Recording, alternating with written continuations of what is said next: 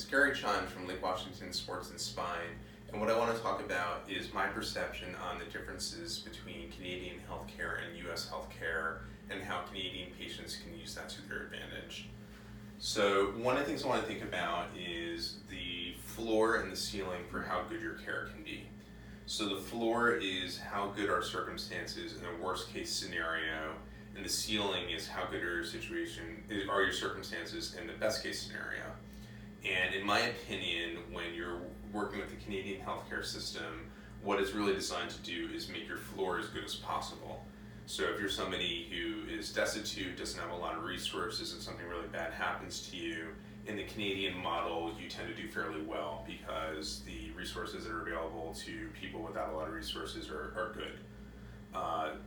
In my opinion though, that same process, what it does is it lowers down the ceiling of how good your care can be, because in order to make those resources available to everybody, there's certain things they don't offer to anybody. And also what it does is it minimizes variance. So the difference between the worst care and the best care is actually fairly tight in Canada. If we compare that to the United States model, the situation is that the worst case scenario in the United States can be pretty bad. You may not get good care, you might not get care at all, or it might be very expensive to the point where it puts you into life-altering debt. The ceiling, though, in the United States is actually quite good in that there's a lot of tools that are available to you, there's a lot of innovation going on in the United States, and if you don't like what you're getting, you have the option to go somewhere else, and what that does is it creates more variance.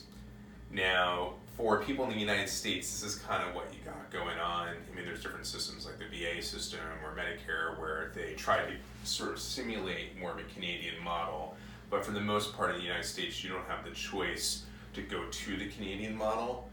But if you live in Canada and this model isn't working for you, you are allowed to cross the border to go into the United States and take advantage of the higher ceiling if you know where to go.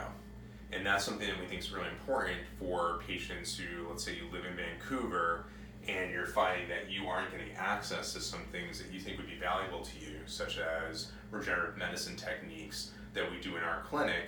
You can just drive across the border and get what you need.